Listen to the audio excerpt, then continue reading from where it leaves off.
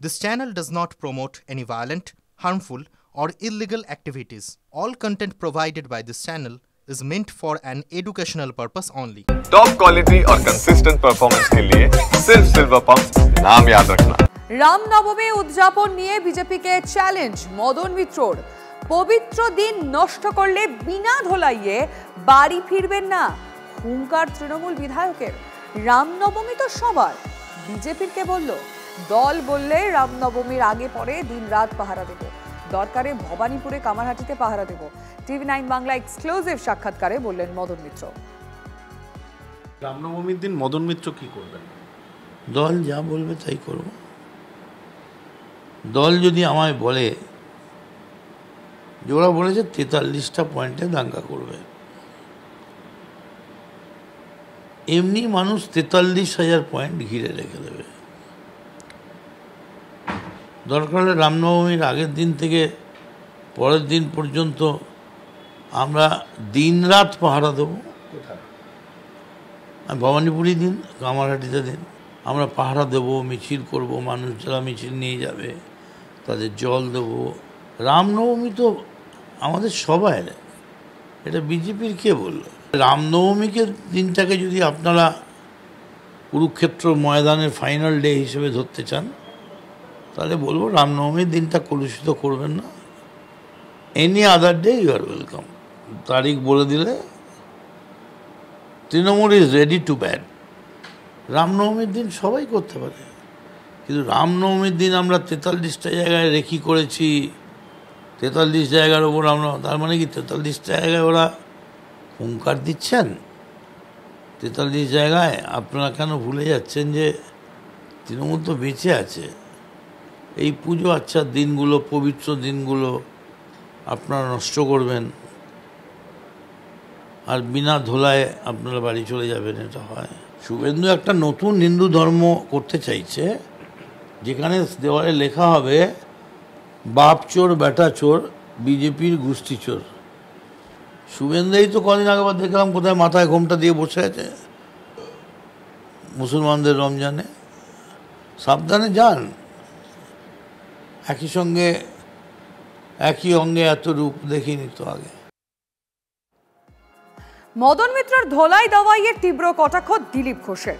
আগে সোজা হয়ে দাঁড়াও, তারপর দিলীপ ঘোষের সঙ্গে লড়াই করতে এসো।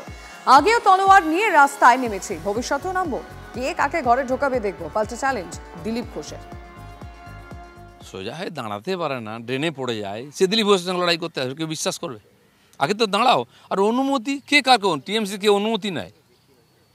একজন ধুয়ে দিচ্ছে সবাইকে নিচ থেকে উপরে, যে যা ইচ্ছা বলছে, ওতে কিছু যায় আসে না। দিলীপ ঘোষ তলোয়ার নিয়ে রাস্তায় নেমেছে, নামবে আগামী দিনে। দম থাকলে আটকাও। তুমি ভবানীপুরে কেন, যেখানে আছো ওখানে রাত পাহারা দাও না কেন? বলছে রাত্রেবেলা ঘুমানো না, তোমরা পার্টি করো, আমরা জানি। আর সেই জন্য কিছু করার দম নেই, এসব ফুটানি খালি মিডিয়াতে আসার জন্য। রামনবমী উৎসব হবে, আগামী দিনে হবেই। আর কে কাকে ঘর ঢোকাবে বার করবে সেটা আমরা দেখবো। রামনবমী নিয়ে রাজ্যের দুই যুযুধান পক্ষ যখন সম্মুখ সমরে, তখন সিপিএম এর ছাত্র সংগঠনের রাজনৈতিক ক্যালেন্ডারে ঢুকে পড়ল রামনবমী। রামনবমীতে রাত পাহারা ডাক দিয়েছে এসএফআই এর রাজ্য সম্পাদক দেবাঞ্জন দে জানিয়েছেন, কেউ অশান্তি পাকাতে এলে তাদেরকে এসএফআই এর সম্মুখীন হতে হবে। ঠিক যেমন 92 সালে এই বাংলার মাটিতে এসএফআই রাত পাহারা দিয়েছিল। এখানে কেউ অশান্তি পাকাতে আসবে তাদেরকে এসএফআই এর সম্মুখীন হতে হবে। ঠিক যেমন 92 সালে এই বাংলার মাটিতে এসএফআই রাত পাহারা দিয়েছিল, পাড়ায় পাড়ায় রাত জেগে এক একটা মহল্লাকে পাহারা দিয়েছিল যাতে কোনো দাঙ্গাবাজ কোনো অশান্তি পাকাতে না পারে। ঠিক একই রকমভাবে এবারেও এই রামনবমীর দিন গোটা রাজ্য জুড়ে এসএফআই নানা জায়গায় ক্যাম্প তৈরি করবে, রাত পাহারায় থাকবে। কিন্তু দাঙ্গাবাজদের যদি দেখা যায়, দাঙ্গাবাজরা যদি দাঙ্গা পাকাতে আসে, তাহলে জ্যোতি বসু বুদ্ধদেব ভট্টাচার্য যে ট্রিটমেন্ট শিখিয়ে গেছে দাঙ্গাবাজদের দেওয়ার, সেই ট্রিটমেন্টেই কথা বলা হবে। এসএফআই বা সিপিএম, এসএফআই, ডিওএফআই, সিপিএম, এদের ঘুরে দাঁড়ানো মানে হচ্ছে পুজোর ইচ্ছা হয় চিত হয়ে শোয়ার, আর গামছার ইচ্ছা হয় ধোপার বাড়ি যাওয়ার। তো এখন এরা, এদের ভোট এই যে যারা চলে গেছে বাড়ছে, এই গোটাটাই হচ্ছে জোয়ার ভাটার মতো। কীরকম না বিজেপির দিকে চলে যায় আবার বিজেপির থেকে আসে, বিজেপির দিকে চলে যায় বিজেপির থেকে আসে। আচ্ছা ওরা কি রুখবে?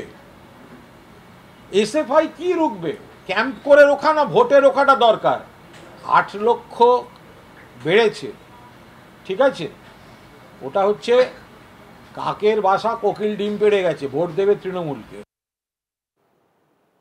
রামনবমী এলেই সবার এত কষ্ট হয় কেন, প্রশ্ন দিলীপ ঘোষের। রাত জেগে দেখুক না, যাতে অশান্তি না হয়, তাতে তো কোনো সমস্যা নেই। ঈদ হয়ে গেল, সুন্দরভাবে হয়েছে, আপত্তি নেই। রামনবমী এলে সবার টেনশন বাড়ে কেন, কিসের কষ্ট এত? আর আমি চাই এই কষ্টটা বাড়ুক। অস্ত্র ছাড়া রামনবমীতে মিছিল করার আবেদন চুঁচুড়ার তৃণমূল বিধায়ক অসিত মজুমদারের। চুঁচুড়া ত্রিকোণ পার্ক থেকে ঘড়ির মোড় পর্যন্ত ট্যাবলো নিয়ে আগামী 6 তারিখ রামনবমী শোভাযাত্রা হবে বলে জানিয়েছেন চুঁচুড়ার বিধায়ক অসিত মজুমদার। অস্ত্রের ঝনঝনানি না সাংস্কৃতিক অনুষ্ঠানের মাধ্যমে হবে শোভাযাত্রা।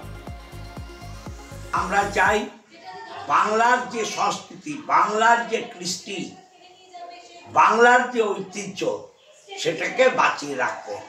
অস্ত্রের ঝঞ্ঝানি নয়, সুন্দর সামাজিক রীতিনীতি মেনে ধর্মীয় অনুষ্ঠান। অনেকগুলো বছর লেগে গেছে ওনাদের এই শুভ বুদ্ধি উদয় করতে গিয়ে, তবে ভালো লাগছে। আজকে উনি রামায়ণ পড়ছে, রামনবমী বার করবে আর কদিন বাদে, খুব ভালো কথা। হয়তো শস্ত্র হাতে রাখবে না উনি, কিন্তু আগামী দিন যখন পুরো রামায়ণটা উনি পড়বে তখন শস্ত্র হাতেও মিছিল বার করবে, এটা আমরা আশা রাখি। রামনবমীর আগে সতর্ক পুলিশ, 8 দিন পুলিশ কর্মীদের ছুটি বাতিলের নির্দেশ দেওয়া হয়েছে। আজ থেকে 9 এপ্রিল পর্যন্ত জরুরি কারণ ছাড়া কোনো পুলিশ কর্মীর ছুটি দেওয়া যাবে না। দীক্ষা ভুইয়ার কাছে কারো ডিটেলে জানবো। দীক্ষা, কি নির্দেশ? দেখো, গতকালই এই নির্দেশ জারি করা হয়েছে যে 2 এপ্রিল থেকে 9 এপ্রিল পর্যন্ত কোনো পুলিশ কর্মী রাজ্যের কোনো ছুটি নিতে পারবেন না। একান্ত জরুরি প্রয়োজন, সেক্ষেত্রে কি না মেডিকেল বা বাড়ির কেউ মারা গেলে সেক্ষেত্রে সেই ছাড়টা থাকে। বাকি কোনো পুলিশ অফিসার থেকে শুরু করে পুলিশ কর্মী এবং নিচুতলার পুলিশ কর্মী ছুটি নিতে পারবেন না, সেটা কিন্তু একদম স্পষ্ট করে দেওয়া হয়েছে।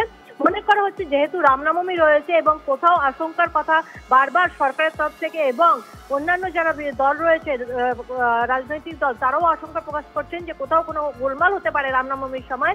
সেই কথা মাথায় রেখে এবং বিশেষ করে শ্যামপুর থানায় যেহেতু বুঝতে পারছি, দীক্ষা নজর রাখো। ধন্যবাদ।